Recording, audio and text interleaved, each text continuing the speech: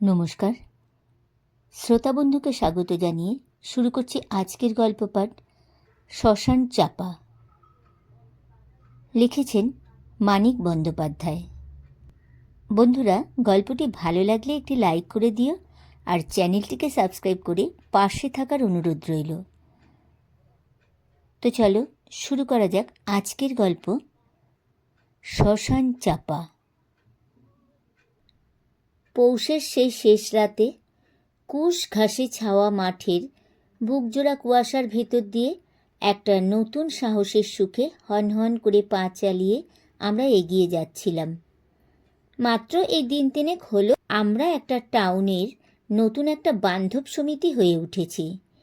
যিনি আমাদের এই কজনকে নিয়ে এই সমিতি গড়েছেন তিনি অবশ্য আমাদের মতো জুনিয়র নন।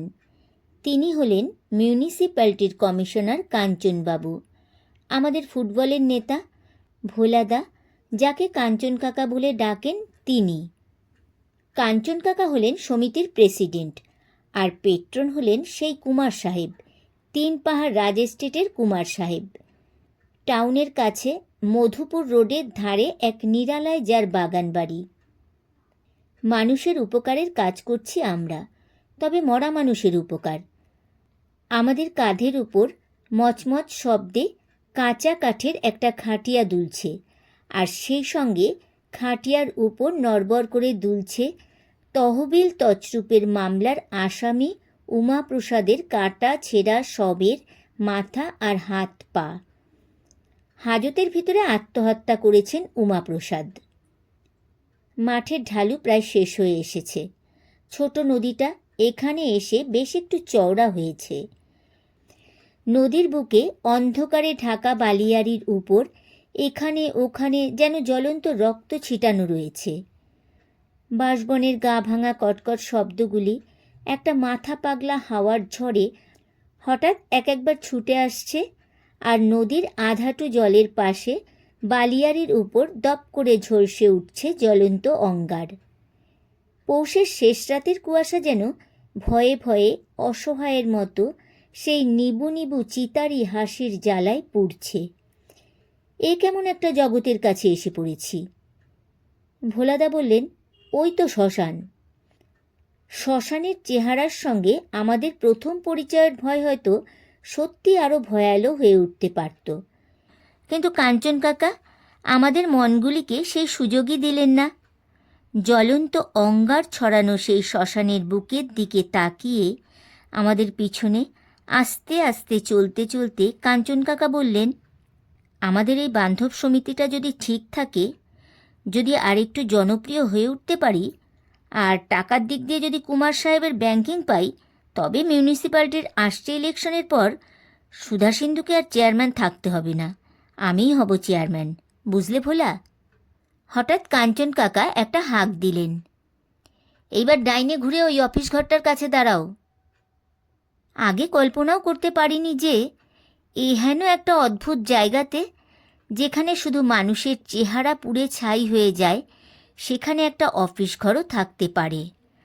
আর সেই অফিস ঘরের ভিতরে টেবিলের পাশে একটা জলজ্যান্ত মানুষ বুকের কাছে মস্ত একটা রেজিস্টার খাতা আর হাতের কাছে একটা কলম নিয়ে বসে থাকতে পারে।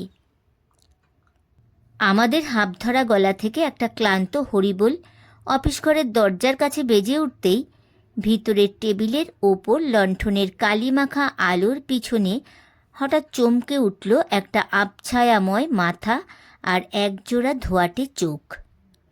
লণ্ঠনের আলো একটুখানি উস্কে দিয়ে আর মুখ তুলে লোকটা আমাদের দিকে তাকালো। ভোলাদা আস্তে আস্তে আমাদের কানের কাছে বললেন, ওই লোকটাই হলো ঘাটবাবু, 24 ঘন্টা যার ডিউটি, আর মাইনে হলো 22 টাকা 7 আনা। লোকটা কেমন যেন, ভোলাদা আবার ফিসফিস করে বললেন। এর আগে অন্তত 12 এখানে এসেছেন ভোলাদা, দেখেছেন ভোলাদা, লোকটা ঘুমায় না। দিন হোক আর রাত হোক, লোকটা ঠিক অমনি একজোড়া জাগা চোখ নিয়ে চুপ করে বসে থাকে। কোন দিকে আর কিসের দিকে যে তাকিয়ে আছে দেখে কিছুই বোঝা যায় না। ঘাটবাবুর মুখটা ভালো করে দেখবার জন্য আমরা চোখ বড় করে তাকিয়ে রইলাম। বয়সে লোকটাকে ভোলাদার চেয়ে অনেক বড় বলেই মনে হলো, বোধহয় 30-এরও বেশি। শরীরটা শুকনো আর চিমড়ে, কিন্তু মুখটা সেরকম নয়। ভোলাদা বললেন, আমার বিশ্বাস লোকটা জেগে জেগেই। কথাটা আর শেষ করলেন না ভোলাদা। অফিস ঘরের টেবিলের কাছে তেমনি করে বসে আস্তে আস্তে একবার কেশে নিয়ে ঘাটবাবু গম্ভীর স্বরে বলে, পাশের ওই রেস্ট ঘরের ভেতরে গিয়ে মরা নামিয়ে রাখুন। সঙ্গে সঙ্গে আমাদের পেছন থেকে গা ঘেঁষা অন্ধকারটা যেন ধমক দিয়ে চেঁচিয়ে উঠল। চেঁচিয়ে উঠেছেন কাঞ্চন কাকা। কী হে ঘাট, খুব ভালো ডিউটি দিচ্ছ দেখছি। বলি, এরকম হুকুম করে কথা বলতে শিখলে কবে? সঙ্গে সঙ্গে কালিমাখা লণ্ঠনের আলোর পিছনে যেন কুঁকড়ে গেল ঘাটবাবুর অদ্ভুত চেহারাটা। সত্যি কাঞ্চন কাকার পার্সোনালিটি আছে, নইলে টাউনের একটা মানুষের ধমকে এইরকম ভয়ানক ছাই, অঙ্গার আর ধোয়ার আত্মাটাও ভয়ে কুঁকড়ে যাবে কেন? যাই হোক, টিনের একটা শেডের ভিতরে ঢুকে আমরা খাটিয়া নামিয়ে রাখলাম। পাশাপাশি দুটো টিনের শেড, মাঝখানে জ্বালানি কাঠের একটা ছোটোখাটো পাহাড়। যত শাল, কেদো আর কুলগাছের টেরাবেকা আর গাঁটভরা টুকরো, যেন কতগুলো শক্ত শক্ত কনুই, কবজি, হাঁটু আর গোড়ালির স্তূপ। কি আশ্চর্য, শেডের কাছে একটা চাপা গাছও যে রয়েছে দেখছি। এখানেও তাহলে চাপা ফোটে? কাঞ্চন কাকা বললেন, না হে না, গাছটা আছে এইমাত্র, ফুল ধরে না। রাম, ও রাম, পাশের শেডের অফিস ঘরের ভেতর থেকে কে যেন ধরা গলায় আস্তে আস্তে ডাকছে। ভয়ে ভয়ে রাম রাম করছে নাকি কেউ? হাসলেন কাঞ্চন কাকা। ডোমটার ঘুম ভাঙাচ্ছে ঘাট। যে ডোমটা চিতা সাজায় তার আসল নাম হলো ভালুয়া, কিন্তু টাউনের লোকে ওকে রাম নাম দিয়েছে। কেন কাঞ্চন কাকা? ভয়ে, ভয় তাড়াবার জন্য। রাম নাম শুনে শ্মশানের ভূতপ্রেত দূরে সরে যায়। আশ্চর্য, ধরা গলায় আর ভয়ে ভয়ে রাম নাম করে করে 5 বছর ধরে এই ভূতপ্রেতের রাজ্যে পড়ে আছে লোকটা, ওই ঘাটবাবু। কাঞ্চন কাকা বলেন, যাবে কোন চুলোয়? আর ও বেটাও তো একটা, আমার কেমন যেন সন্দেহ হয় যে।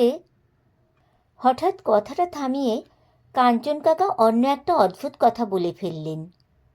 আসল কথা হলো, লোকটার জন্মেরই কোনো ঠিক নেই। তারপরে একটা গল্পই বলে ফেললেন কাঞ্চন কাকা। লোকটা কোথা থেকে একদিন টাউনে এসে জুটল। ভদ্রলোকের মেসে বেশ ভদ্রলোকদের মতোই থাকে আর চাকরির চেষ্টা করে। কদিনের মধ্যে জুটিয়েও ফেলল একটা চাকরি। রাধু সাহার অত বড় কাপড়ের দোকানের ম্যানেজার হলো একটা নতুন লোক।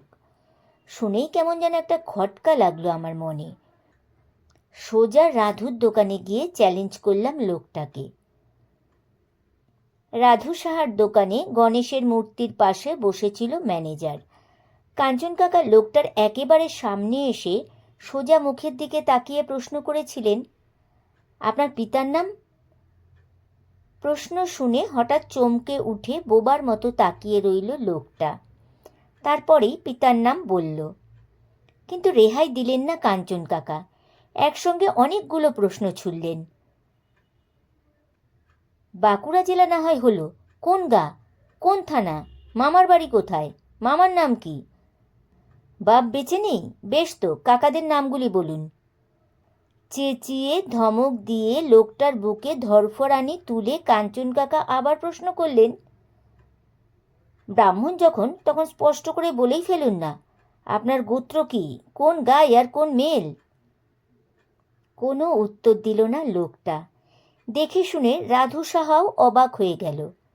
গণেশের মূর্তির প্রায় গা ঘেঁষে বসে আছে এই কেমন একটা মানুষ।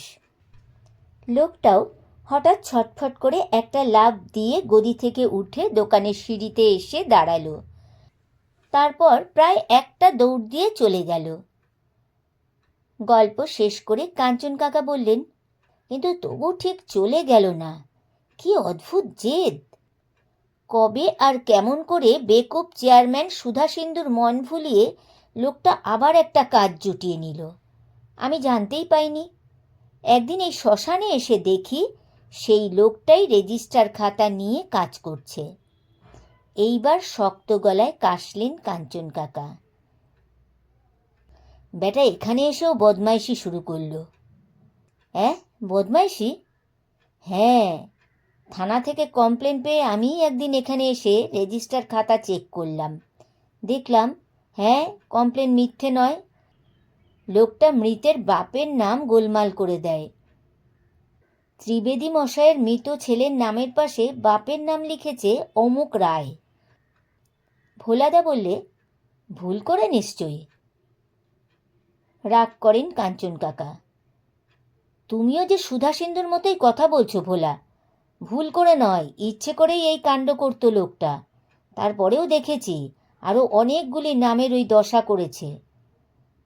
আমি ওকে তাড়িয়ে ছাড়ব। ভোলাদা বললে, তাড়িয়ে লাভ কি কাঞ্চন কাকা?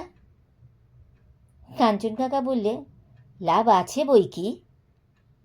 ভোর হয়ে আসছে, বাঁশবনের কটকট থেমেছে, পাখি ডাকছে, নদীর জল দেখা যাচ্ছে। কাঞ্চন কাকা বললে, তাছাড়া এটা শ্মশান, এটাও একটা পবিত্র স্থান। এখানে ওই রকম একটা ইয়েকে থাকতে দেওয়া উচিত নয়। ভোলাদা বলেন, আমার কেমন বিশ্বাস লোকটা যেন জেগে জেগে। কাঞ্চন কাকা চেঁচিয়ে উঠলেন, আরে রাখো তোমার বিশ্বাস, আমার কেমন সন্দেহ হয় লোকটা হলো একটা। দুজনেই তাদের কথার অর্ধেকটুকু বলে চুপ করে গেলেন। মাঝখান থেকে আমাদের মনের ধারণাগুলি আরও গোলমাল হয়ে গেল। বুঝতেই পারলাম না ভোলাদার বিশ্বাসটা কি, আর কাঞ্চন কাকাই বা কি সন্দেহ করছেন। ঘাটের কাজ যখন শেষ হলো তখন দুপুর হয়ে গিয়েছে। টাউনে ফেরার পথে সেই কুশ ঘাসে ছাওয়া মাঠের উপর দিয়ে যেতে যেতে এক জায়গায় দেখা গেল একটা টিনের ঘর রয়েছে, চারিদিকে মাদার গাছের বেড়া।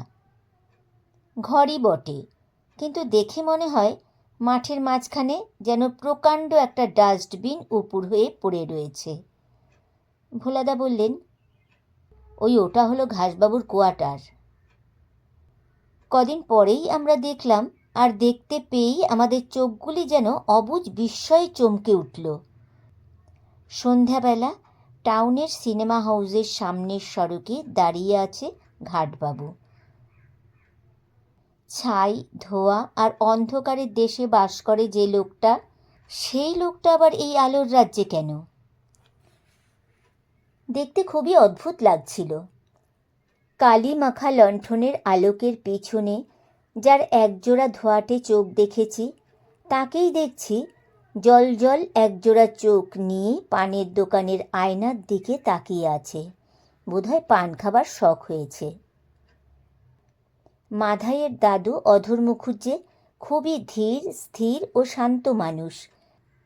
সাদা দাড়ির বোঝা বুকের উপর শুইয়ে দিয়ে সকাল সন্ধ্যা খাটের উপর শুয়ে থাকেন অধর দাদু, আর মাঝে মাঝে বাইরের পথের দিকে তাকান।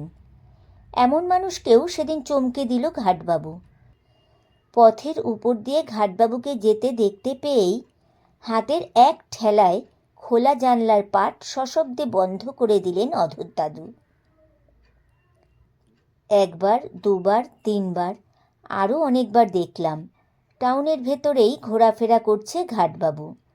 দেখে আরও আশ্চর্য হয়ে গেছি, টাউনের কুকুরগুলিও বোধহয় লোকটার গা থেকে পোড়া জীবনের গন্ধ পায়। সত্যি নারায়ণ মোদকের দোকানের সামনে একদিন দেখলাম 3-4টে খেকি কুকুর পেছন থেকে খেউ খেউ করে ঘাটবাবুকে যেন তাড়া করে নিয়ে চলেছে। একটা শালপাতার ঠোঙা হাতে নিয়ে এক মনে আর আস্তে আস্তে চলে যাচ্ছে ঘাটবাবু। আমাদের কাছ থেকে বারবার ঘাটবাবুর চালচলনের খবর পাচ্ছিলেন কাঞ্চন কাকা, আর শুনে চমকে উঠছিলেন। লোকটা বড় বেশি বাড়াবাড়ি শুরু করেছে দেখছি। বুঝতে পারি না কিসের বাড়াবাড়ি। কদিন পরে বান্ধব সমিতির বৈঠকে কাঞ্চন কাকা আরও জোর গলায় তার সন্দেহটাকে চেঁচিয়ে ঘোষণা করলেন, খবর পেয়েছি লোকটা চেয়ারম্যান সুধা সিন্ধুর কাছেও একবার এসেছিল। 4 দিনের ছুটি চেয়ে একটা দরখাস্তও দিয়ে গেছে। আমার সন্দেহ হয়, ভয়ানক সন্দেহ হয়। কাঞ্চন কাকার এই ভয়ানক সন্দেহের চিৎকার শুনে আশ্চর্য হবার পর প্রায় 6টা মাস পার হয়ে গেল। তারপর হঠাৎ একদিন বান্ধব সমিতির কাছে আবার একটা কাজের ডাক এলো। আবার আমাদের কাঁধের উপর কাঁচা কাঠের খাটিয়া মচমচ করে, আর সেই সঙ্গে নড়বড় করে গলিত কুষ্ঠে ক্ষয়ে যাওয়া চরণবাবুর এইটুকু একটা শরীর। কুশঘাসে ছাওয়া মাঠের উপর দিয়ে দুপুরের রোদে ঘেমে ঘেমে আমরা এগিয়ে চলেছি ঘাটের দিকে। হঠাৎ ঘাটবাবুর কোয়ার্টারের দিকে তাকিয়ে যেন একটা আর্তনাদ করে উঠল কাঞ্চন কাকা। এই রে, যে ভয় করেছিলাম তাই হয়েছে। ব্যাটা ঠিক কোনো এক ভদ্রলোকের সর্বনাশ করে বসে আছে। উপর করা ডাস্টবিনের মতো দেখতে নয়, ঘাটবাবুর কোয়ার্টার যেন রঙিন একটা ছবির মতো ফুটে রয়েছে। কে জানে কবে পাতকুয়ার ধারে পেঁপে গাছগুলি এত বড় হয়ে উঠল।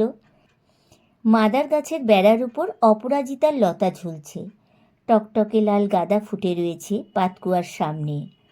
আর সবচেয়ে রঙিন হয়ে ঝলমল করছে আর একটা জিনিস, পেঁপের শাড়ির কাছে দড়ির গায়ে একটা ভেজা রঙিন শাড়ি হাওয়ায় দুলে দুলে শুকাচ্ছে। শ্মশানের ধোঁয়ার জ্বালা আর মৃত্যুর ময়লা ছাইয়ের রুক্ষতায় মাখা সেই ডাস্টবিনের মতো ঘরটাকে চূর্ণ করে দিয়ে সেখানে যেন একটা নতুন কুটিরে শৌখিন জীবনের জয় পতাকা উঠছে। ইস, সহ্য করতে পারছিলেন না কাঞ্চন কাকা। লোকটা সত্যি শেষ পর্যন্ত বিয়েও করে ফেলল। কিন্তু এই অন্যায়ের, এই ভাওতার, এই জোচ্চুরির ফল ওকে একদিন পেতেই হবে। সত্যি একটা শখ পেয়েছেন কাঞ্চন কাকা। সে লোকটাকে নিতান্তই একটা অশুচি জীব বলে মনে করেন কাঞ্চন কাকা। যে লোকটা তার নিজের পরিচয় বলতে পারে না, সেই লোকটা শেষ পর্যন্ত কোথায় কোন এক সুখী ঘরের জাত, সমাজ ও বংশের বেড়া ভেঙে একটা মেয়েকে যেন চুরি করে নিয়ে পালিয়ে এসেছে। কাঞ্চন কাকা আবার নিজের মনে গজরে উঠলেন। জানতে হবে লোকটা সত্যি বিয়ে করেছে না ইয়ে করেছে। মাঠের ওপর দিয়ে জোরে হর্ন বাজাতে বাজাতে মস্ত বড় একটা মোটর গাড়ি আমাদের পেছনে এসে দাঁড়ালো। কাঞ্চন কাকা ব্যস্তভাবে আর উল্লাসের সুরে চেঁচিয়ে উঠলেন, আমাদের পেট্রন, আমাদের পেট্রন কুমার সাহেব, তোমরা একটু থামো। দিব্যি ফর্সা ছিপছিপে সুন্দর চেহারা কুমার সাহেবের, ধবধবে আদ্যির জামা গায়ে, চোখের কোণে সুরমার সুর প্রলেপ। কোলের উপর একটা রাইফেল নিয়ে বসে আছেন কুমার সাহেব। এই মাঠ ছাড়িয়ে অনেক দূরের এই হরতকির জঙ্গলে তিতির শিকার করতে চলেছেন। মোটর গাড়ির ফুটবোর্ডের কাছে দাঁড়িয়ে কাঞ্চন কাকা কিছুক্ষণ কুমার সাহেবের সঙ্গে আলোচনা করলেন মিউনিসিপ্যালিটির আগামী ইলেকশনের কথা। আবার হর্ন বাজিয়ে মাঠের উপর দিয়ে আর ঘাটবাবুর কোয়ার্টারের মাদার গাছের বেড়ার পাশ দিয়ে কুশঘাসের ওপর মোটরের চাকার চওড়া দাগ এঁকে দিয়ে ছুটে চলে গেল কুমার সাহেবের গাড়ি। আমরা এগিয়ে চললাম ঘাটের অফিস ঘরের দিকে। অফিস ঘরের দরজার কাছে এসে কাঞ্চন কাকার রাগ একেবারে মত্ত হয়ে ফেটে পড়ল। ঘাটবাবুর কাছে এগিয়ে গিয়ে প্রশ্ন করলেন কাঞ্চন কাকা, সত্যি কথা বলো, বিয়ে করেছ না ইয়ে? ঘাটবাবু বলে, বিয়ে করেছি। কাঞ্চন কাকা বললেন, ঠিক করে বলো। ঘাটবাবু বললেন, আগে হ্যাঁ স্যার, সপ্তপদী হয়েছে, কুসুন্ডিকা হয়েছে, নিয়ম মতো মন্ত্র পড়ে হোম করা হয়েছে, আর কি জানতে চান? শান্তভাবে আর বেশ শ্রদ্ধা রেখে কথাগুলো বলছিল ঘাটবাবু। কথাগুলির মধ্যে কেমন যেন একটা ভীরু ভীরু আবেদনও ছিল, যেন কাঞ্চন কাকার কাছে ক্ষমা চাইবার চেষ্টা করছে ঘাটবাবু, যেন বিশ্বাস করেন কাঞ্চন কাকা মানুষ যেভাবে বিয়ে করে ঠিক সেইভাবেই এই বিয়ে হয়েছে। তবে যদি এর মধ্যে কোনো অন্যায় হয়ে থাকে, সে অন্যায় ঠিক ঘাটবাবুর জীবনের অন্যায় নয়, সে কথা ভুলে গেলেই তো হয়। কাঞ্চন কাকা সব শুনে নিয়ে বললেন, তবু এ বিয়ে বিয়েই নয়, বুঝতে পারছো আমার কথাটা? কাঞ্চন কাকার প্রশ্নের আঘাতে সেই মুহূর্তে ঘাটবাবুর চোখ দুটো ধোঁয়াটে হয়ে গেল। এই প্রশ্ন যেন ঘাটবাবুর প্রাণের অবৈধ অস্তিত্বটাকে টানাটানি করে চিৎকার করছে। সমাজের মানুষের ঘরে ঢুকে বিয়ে করার কোনো অধিকার সে প্রাণের নেই। অফিস ঘরের ভেতর থেকে বের হয়ে এসে কাঞ্চন কাকা আমাদের কানের কাছে আর একবার আস্তে আস্তে গজরালেন। লোকটা সত্যিই যদি কোনো বাজে ছুরিকে ভাগিয়ে নিয়ে আসতো তাহলে কিছু বলবার ছিল না, কিন্তু বুঝেছি বেটা সত্যিই পরিচয় ভাঁড়িয়ে একটা ভদ্রলোকের মেয়েকে বিয়ে করেছে। ছি! কি ভাবতে ভাবতে ঘাটের দিকে চলে গেলেন কাঞ্চন কাকা। আমরা ঘাটবাবুর কাছে এসে ভিড় করে দাঁড়ালাম। দিব্যি মানুষের মতোই দেখাচ্ছে ঘাটবাবুকে। পরিষ্কার একটা টুইলের কামিজ পরেছে ঘাটবাবু। রোগা শুকনো চেহারাটার মধ্যে একটা চকচকে হাসি হাসি ভাব ফুটে রয়েছে। হাতে একটা নতুন ঘড়িও দেখলাম। আমাদের দেখে একটু খুশি হয়ে ঘাটবাবু ডাকলেন, আসুন ভাই, একটু সুখ দুঃখের গল্প করি। প্রথমেই বলে, আমি আর এখানে থাকছি না, এ কাজ ছেড়ে দেবই দেব। এখানে কি মানুষ থাকে? স্ত্রী পুত্র নিয়ে এই ভাগাড়ের কাছে থাকা অসম্ভব। হঠাৎ ফিক করে হেসে ফেলে ঘাটবাবু, আপনাদের বৌদির এখন 5 মাস। হাসি হাসি চোখ নিয়ে আকাশের দিকে তাকিয়ে তারপর আমাদের দিকে তাকায় ঘাটবাবু। আপনাদের বৌদি দেখতে বেশ সুন্দর, মায়েরই বলছি। একদিন ফটো দেখাবো আপনাদের। এখনই দেখান না। ঘাটবাবু বললেন, ফটো তো তোলা হয়নি এখনো, কবে তোলাবেন? ঘাটবাবু হাসতে গিয়ে একেবারে গলে যায় যেন। এই ধরুন আর 4 মাস, তারপর আরও 6 মাস বাচ্চাটার অন্নপ্রাশনের দিনে গিয়ে হরেনবাবুর স্টুডিওতে একখানি বড় সাইজের ফটো তোলাবো, মা ছেলেকে নিয়ে একসঙ্গেই।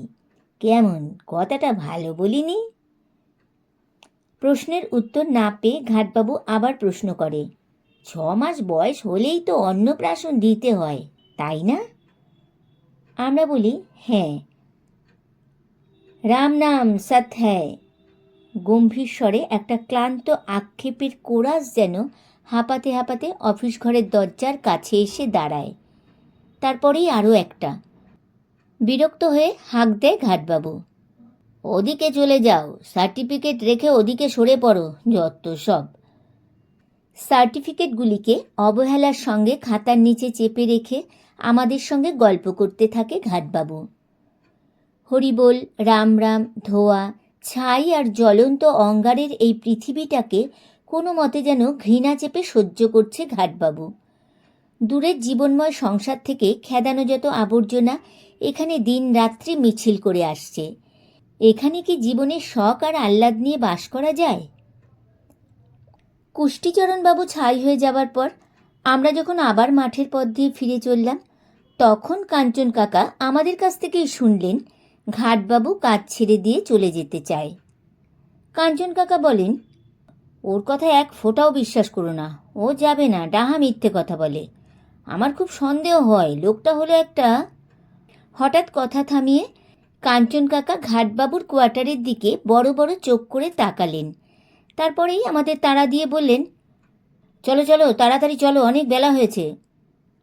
আমরাও একটু আশ্চর্য হয়ে দেখলাম কুমার সাহেবের মোটর গাড়ি ঘাটবাবুর কোয়ার্টারের চারিদিকে পাক দিয়ে ঘুরছে, থামছে, আবার চলে যাচ্ছে। যেন মাদার গাছের বেড়ার ঝোপে তিতির সন্ধান করছেন কুমার সাহেব। অনেকগুলি মাস পার হয়ে যাবার পর আবার আমাদের কাঁধের উপর কাঁচা কাঠের খাটিয়া মচমচ করে, নড়বড় করে ফাঁসিতে মরা প্রচণ্ড ডাকাত ইন্দ্র সিংয়ের শরীর। কিন্তু ও কি, ঘাটবাবুর কোয়ার্টারের আবার এ দশা হলো কেন? ডাস্টবিনের মতো উপুর হয়ে পড়ে রয়েছে একটা টিনের ঘর। চারিদিকের মোটর গাড়ির চাকার আঘাতে মাটির উপর ক্ষতের রেখা আঁকা রয়েছে, গেল বর্ষার জলেও মুছে যায়নি। কোথায় অপরাজিতার লতা আর কোথায় বা লাল টকটকে গাদা?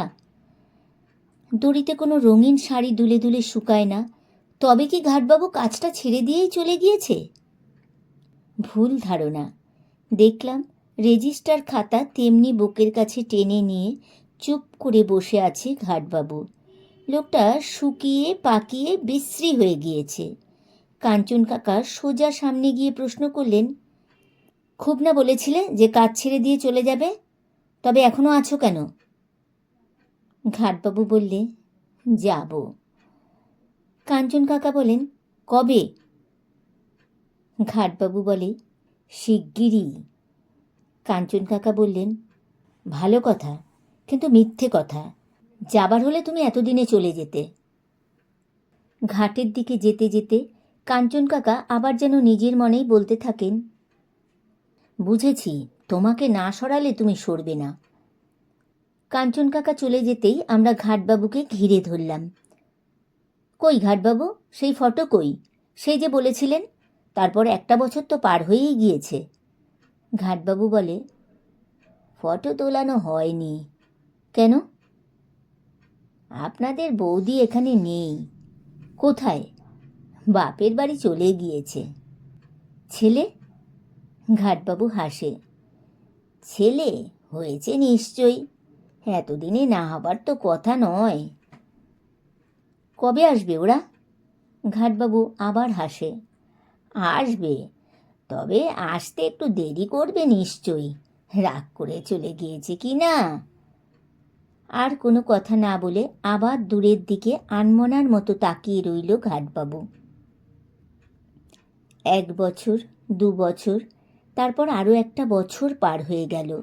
বান্ধব সমিতির কাজ চলতেই থাকে। আর শ্মশান ঘাটে গিয়ে ঘাটবাবুকে ঠিক তেমনি দেখতে পাই, বুকের কাছে রেজিস্টার খাতা আর হাতের কাছে কলম নিয়ে তেমনি বসে আছে। সকাল, দুপুর, সন্ধ্যা বা রাত সব সময় জেগে রয়েছে ঘাটবাবুর চোখ। ভোলাদা বলেন, আমার বিশ্বাস লোকটা জেগে জেগেই কি যেন দেখছে। কাঞ্চন কাকা ভোলাদার কথা শুনে তেমনি চেঁচিয়ে প্রতিবাদ করে, বাজে কথা। ঘাটবাবু নামে ওই লোকটার কথা 1 ফোঁটাও বিশ্বাস করা উচিত নয়। ঠিকই বলেছিলেন কাঞ্চন কাকা। এই যাব, শিগগিরই যাব, যাবই যাব করে করে বছরের পর বছর পার করে দিচ্ছে, কিন্তু যায় না। আর কোথায় বা সেই ফটো? একেবারে ভুয়ো একটা কথার কারসাজি মাত্র। বাপের বাড়ি থেকে বউ এইবার আসবে, এলো বলে, এবার নিশ্চয়ই আসবে বলে মনে হচ্ছে। এই রকম শুধু বাজে কথার ছলনায় আমাদের প্রশ্নগুলিকে এত দিন ধরে শুধু ঠকিয়ে আসছে ঘাটবাবু, কিন্তু আজ পর্যন্ত ওর বউ আর ছেলে এলো না। তারপর একদিন, সেদিন আমরা একেবারে শ্মশানের বালিয়াড়ির উপর নেমে এসে খুব শ্রদ্ধার সঙ্গে এক সাধুর সৎকার করছি। শুনেছি মৃত্যুবরণ করে দেহত্যাগ করেছেন এই সাধু। কাঞ্চন কাকা বলেন, তোমাদের ঘাটবাবুকে এবার চলে যেতেই হবে মনে হচ্ছে। কেন? পুলিশও ওকে সন্দেহ করছে। সন্দেহভাজন ব্যাড ক্যারেক্টারের খাতায় ওর নাম চড়েছে।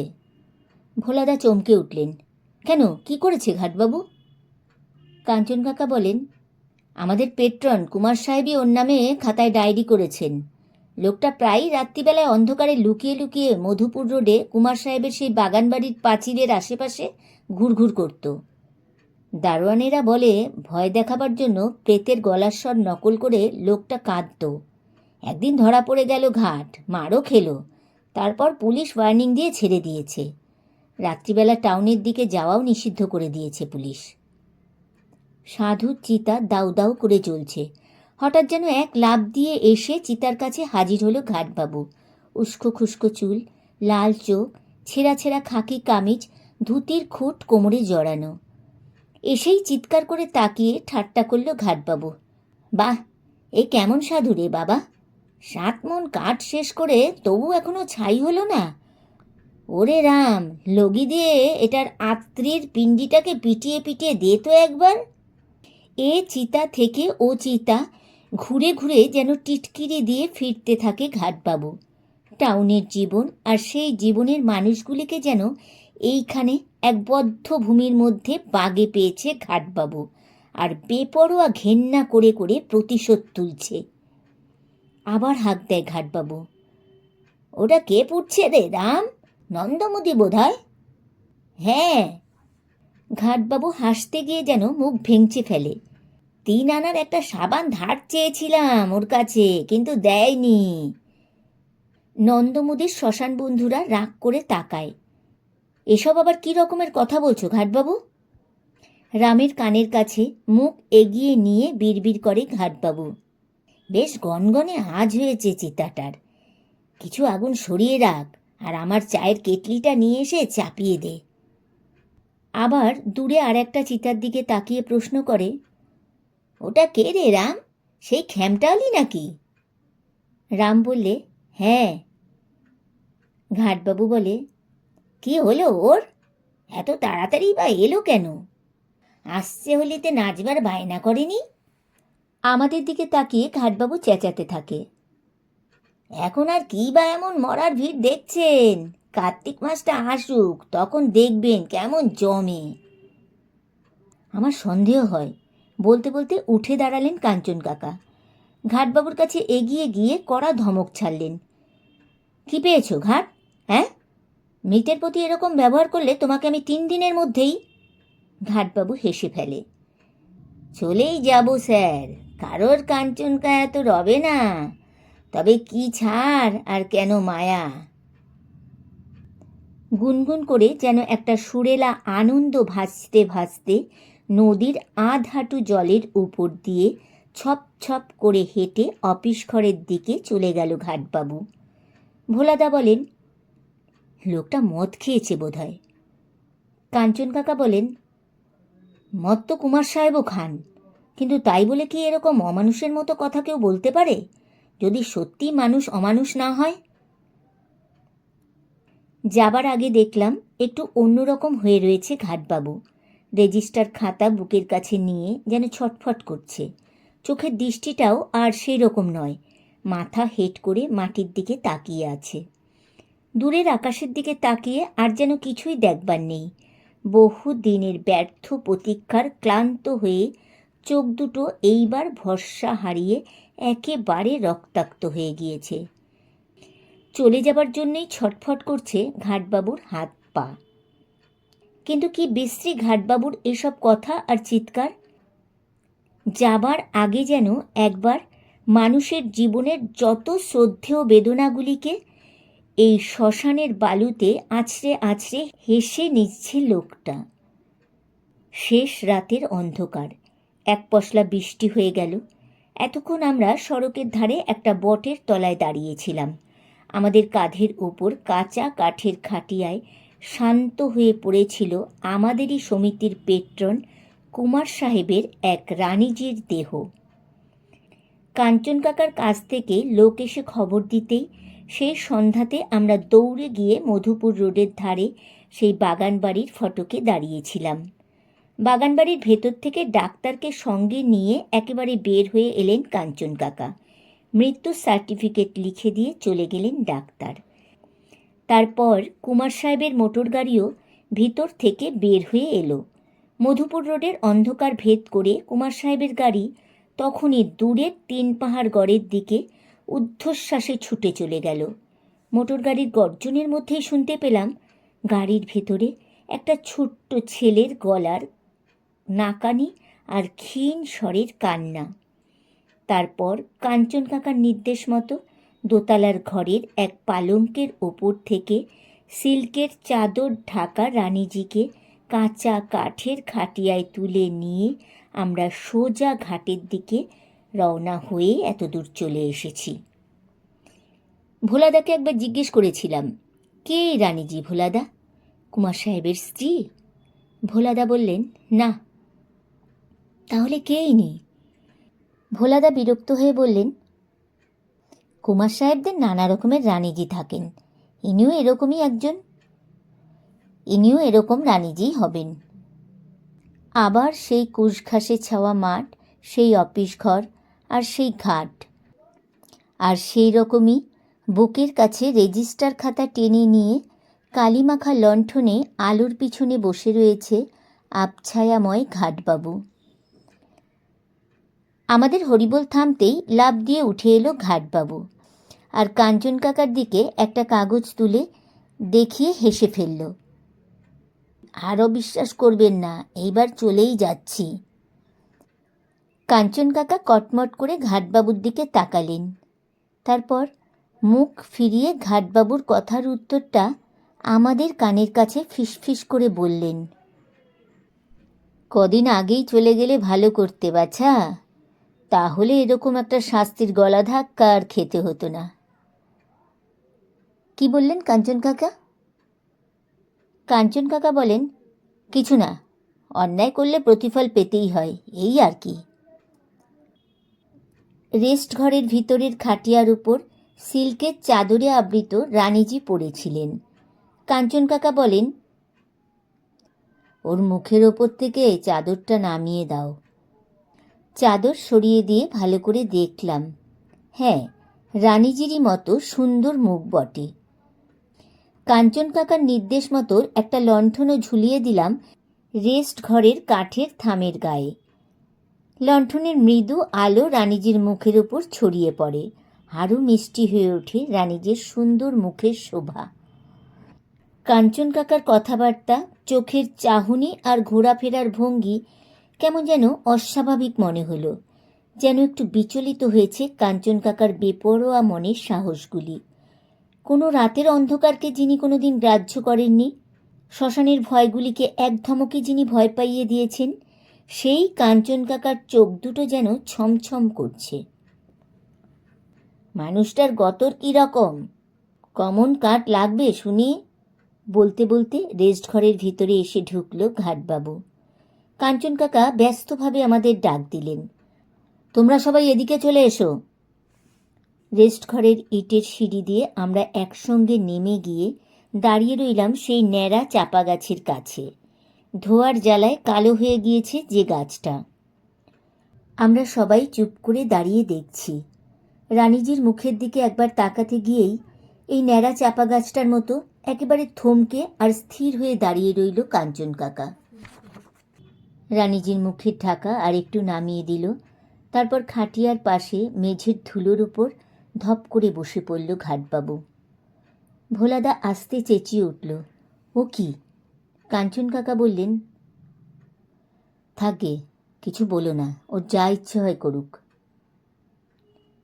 রানীজির সিঁদুর মাখানো সিথি, মাথা ভরা একরাশ কালো চুল আর টিপ লাগানো কপালের উপর আস্তে আস্তে হাত বুলিয়ে মাঝে মাঝে চোখ বন্ধ করছে ঘাটবাবু। একটা মরা মেয়ে মানুষের সুন্দর মুখের উপর লুব্ধ সাপের মতো শিরশির করে ঘাটবাবুর রোগা আর শুকনো হাতটা ঘুরছে, আর মনে হয় যেন অনেক যন্ত্রণায় ক্লান্ত একটা মানুষকে সান্ত্বনা দিয়ে ঘুম পাড়াচ্ছে ঘাটবাবু। আমাদেরও মনে ছ্যাক করে একটা সন্দেহ চমকে ওঠে, এ কী কাণ্ড! শ্মশানের লোকটা দূরের টাউনের জীবনের একটা মানুষকে এরকম ভালোবাসা দেখাচ্ছে কেন? যেন বলতে চাইছে ঘাটবাবু, জীবনটাই একটা শাস্তি, ওর মধ্যে থাকতে নেই, চলে এসো আমার কাছে। আর রানীজির মুখটা দেখে মনে হয় এক পলাতকার প্রাণ যেন জীবনের ভয় থেকে এতদিনে মুক্ত হয়ে এই ভস্ম আর অঙ্গারের রাজ্যে এক ঘাটবাবুর কাছে এসে শান্তির আশ্বাস নিচ্ছে। ভোর হলো, পাখি ডেকে উঠল, চিতা সাজিয়ে ফেলল রাম। শান্ত চোখ নিয়ে চুপ করে দাঁড়িয়ে সবই দেখল ঘাটবাবু। নদীর বালিয়াড়িতে নেমে ভালো করে দেখল, ভালো করে চিতা সাজানো হয়েছে কিনা। রাম নাম সৎ হ্যায় ধ্বনির সঙ্গে সব নিয়ে আরও একটি দল এলো। সবারই সঙ্গে আলাপ করে ঘাটবাবু। ভোরের শ্মশানের এই বাতাসকে যেন ভালোবেসে ফেলেছে, আর একবার শান্ত হয়ে গিয়েছে ঘাটবাবুর অশান্ত আত্মা। মোটা মোটা গেটে গেটে কাঠগুলো আর দিস না রাম, পুড়তে বড় দেরি করে আর বড় ধিক ধিক করে জ্বলে। বলতে বলতে এদিক ওদিক ঘুরে বেড়াতে থাকে ঘাটবাবু। এখানে ঠাঁই নিতে এসে যেন কারো কষ্ট না হয়, যেন ব্যথা না পায় সবগুলি। বড় যত্ন আর বড় মায়া নিয়ে কাজ দেখছে ঘাটবাবু। একটু দূরে একটা ভিখারির চিতার দিকে তাকিয়ে ঘাটবাবু ব্যথার্থভাবে আক্ষেপ করে, আহ, বেচারাকে ওরকম আতপোড়া করে ফেলে রাখিস না রাম, আর কিছু কাঠ চাপিয়ে দে। টাউন থেকে এত দূরে এই নিরালা মাঠের শেষে, এই নদীর বালিয়াড়ির বুকে ছাই আর অঙ্গারগুলিও যেন একটা সংসার, যেন ভালোবেসে ঘরও বাঁধা যায় এখানে। দুই চোখে তৃপ্তি আর শান্তি নিয়ে ঘুরে বেড়াতে থাকে ঘাটবাবু। তারপরেই কাঞ্চন কাকার হাত থেকে সার্টিফিকেট নিয়ে চলে যায়। রানীজির চিতার জ্বলন্ত অঙ্গারে জল ছিটিয়ে নিভিয়ে দেওয়ার পর আমরা যখন টাউনে ফিরবার জন্য প্রস্তুত হলাম, তখন দুপুরও পার হয়ে গিয়েছে। দূরে দাঁড়িয়ে দেখলাম রেজিস্টার খাতার উপর মাথা নামিয়ে আর মুখ লুকিয়ে যেন ঘুমিয়ে রয়েছে ঘাটবাবু। ঘুম? কি আশ্চর্য, এতদিন পরে ঘাটবাবুর চোখে ঘুম! কাঞ্চন কাকা আস্তে আস্তে বললেন, ওহ, খুব শান্তি পেল লোকটা। তারপরেই ব্যস্তভাবে বললেন, যাও তো ভোলা, ওর কাছ থেকে রেজিগনেশন চিঠিটা নিয়ে এসো। ভোলাদা একটু দ্বিধা করেন। ও যখন নিজেই চলে যাবে বলছে, তখন আমরা আর কেন? কাঞ্চন কাকা বলে, তবু আমার সন্দেহ হয় ভোলা, ওর কথা বিশ্বাস করো না। তাছাড়া আমাদের একটা কর্তব্য আছে। আমাদের পেট্রন কুমার সাহেব যার নামে পুলিশে ডায়েরি করেছে, সেই লোকটাকে এখানে আর থাকতে দেওয়া কোনো মতেই উচিত নয়। ভোলাদা এগিয়ে গিয়ে আস্তে আস্তে ডাক দেন, ও ঘাটবাবু। পর মুহূর্তে রেজিস্টার খাতার দিকে চোখ পড়তেই চমকে ওঠেন ভোলাদা। পা টিপে টিপে আমাদের কাছে ফিরে এসে ফিসফিস করে বলেন, শিগগির আসুন কাঞ্চন কাকা, এসে দেখে যান, লোকটা আবার নাম গোলমাল করে ফেলেছে। কুমার সাহেবের এক রানীজি মারা গিয়েছেন, সার্টিফিকেটেও তাই লেখা আছে, কিন্তু এসব কি অদ্ভুত মিথ্যে কথা। মৃতার নাম সুমিতা গাঙ্গুলি, বয়স 25, সধবা, সন্তানবতী, একটি ছেলে, হার্টের অসুখে মৃত্যু। মৃতার স্বামীর নাম মাধব গাঙ্গুলি। রেজিস্টারের ছক্কাটা এক একটা ঘর পূর্ণ করে মৃতার এই অদ্ভুত মিথ্যা পরিচয় লিখে রেখেছেন ঘাটবাবু। আর সেই মিথ্যা কথাগুলির পাশেই মাথা রেখে ঘুমিয়ে রয়েছে মিথ্যুক লোকটা। কাঞ্চন কাকা আমাদের দিকে তাকিয়ে হাসলেন। তারপর গলার স্বরে একটু কর্কশ জোর এনে ডাক দিলেন, ওহে মাধব গাঙ্গুলি। সঙ্গে সঙ্গে ঘাটবাবু মুখ তুলে তাকিয়ে বলে উঠল, বলুন। এ কি কাণ্ড! তাহলে এই ঘাটবাবুই হলো মাধব গাঙ্গুলি? আর ওই যে রানীজি এতক্ষণ ধরে চিতায় পুড়ে ছাই হয়ে গেলেন, তিনিই হলেন এই মাধব গাঙ্গুলির ঘরের মানুষ সুমিতা গাঙ্গুলি, যার রঙিন শাড়ির রং অনেক দিন ঝলমল করে বাতাসে দুলছিল ওই কোয়ার্টারের পেঁপে গাছের কাছে। এই ব্যাপার! এত দিনে আমাদের কাছে রহস্যটা পরিষ্কার হয়ে গেল। ঘাটবাবুরই বউ তাহলে একদিন এখান থেকে চলে গিয়ে রানীজি হয়ে গিয়েছিলেন। তাই তো বউ ছেলে নিয়ে ফটো তোলার সুযোগ আর পেল না ঘাটবাবু। কাঞ্চন কাকা বলেন, তোমার রেজিগনেশন চিঠিটা আমার কাছে দিয়ে যাও ঘাট। হেসে উঠল ঘাটবাবু। না। তারপরেই চিঠিটা পকেট থেকে বের করে আর কুচি কুচি করে ছিঁড়ে দিয়ে বেশ শান্ত ও হাসি হাসি চোখ নিয়ে ঘাটবাবু আমাদের দিকে তাকিয়ে রইল। কাঞ্চন কাকা আবার তার চোখে হঠাৎ একটা শক পেলেন যেন। যেতে চায় না কেন লোকটা? হাসে কেন লোকটা? আর এই কি শাস্তি পাওয়া মানুষের চেহারা? দিব্যি শান্ত দুটো চোখ নিয়ে তাকিয়ে আছে বেহায়ার মতো। বোধহয় ঘাটবাবুকে একটু ভয় পাইয়ে দেবার জন্যই কাঞ্চন কাকা বলেন, এখানে এই চিতার ধোয়ার মধ্যে এভাবে তোমার পড়ে থেকে আর লাভ কি ঘাট? কিন্তু তবু কোনো হতাশার ব্যথা জাগে না, কোনো আক্ষেপও নেই, কোনো আতঙ্ক নেই ঘাটবাবুর চোখে। বরং কাঞ্চন কাকার দিকে তাকিয়ে আর চুপ করে ভেবে নিয়ে তারপর হঠাৎ উৎসাহে একটা আবেদন করে বসে ঘাটবাবু, আমাকে একটা খবর বলবেন স্যার?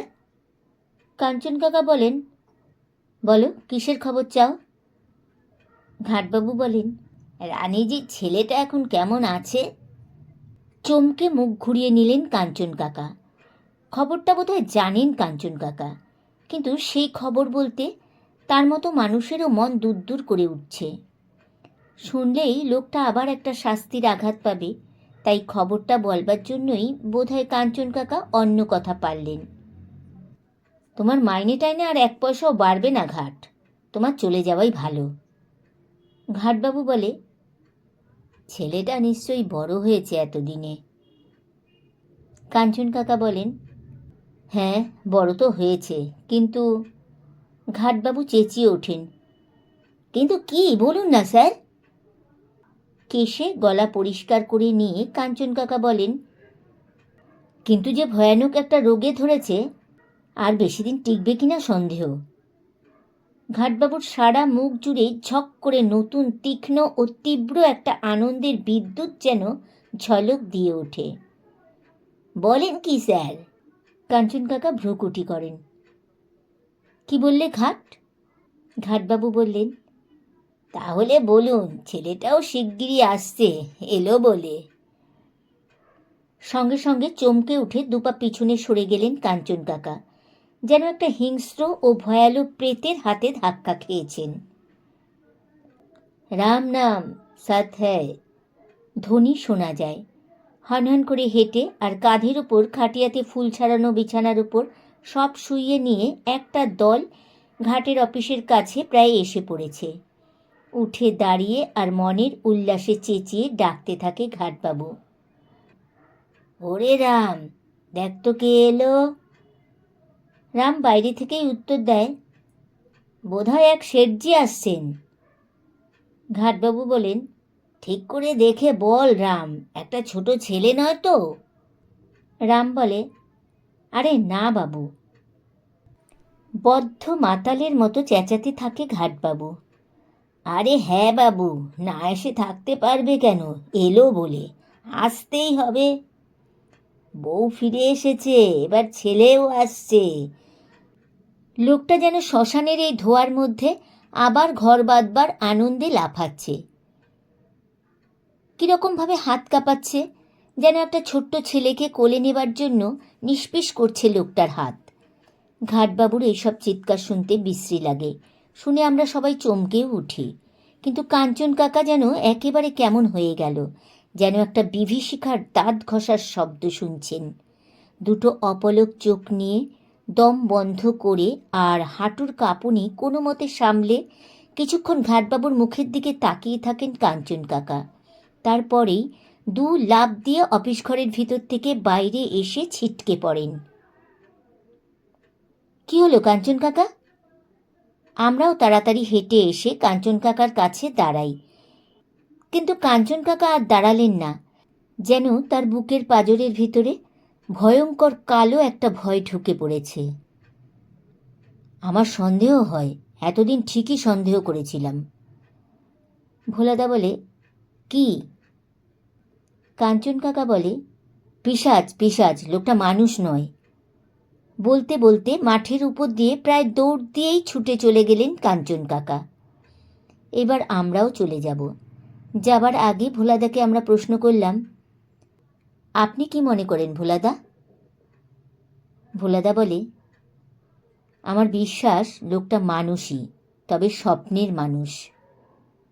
তার মানে? লোকটা জাগা চোখে স্বপ্ন দেখে, ওটা ওর একটা মনের রোগ। আপিস ঘরের দিকে তাকিয়ে দেখলাম রেজিস্টার খাতা বুকের কাছে টেনে নিয়ে শ্মশানের ধোয়ার দিকে তাকিয়ে যেন এক প্রতীক্ষায় অপলক হয়ে আছে ঘাটবাবুর চোখ। লাল লাল অথচ মিষ্টি মিষ্টি আর হাসি হাসি চোখ যেন চাপার মতোই ফুটে রয়েছে। ভোলাদা বলেন, বল দেখি লোকটা কিসের স্বপ্ন দেখছে? আমরা একটু ভেবে নিয়ে বলি, বোধহয় বউ ছেলেকে সঙ্গে নিয়ে হরেনবাবুর স্টুডিওতে ফটো তোলার স্বপ্ন দেখছে।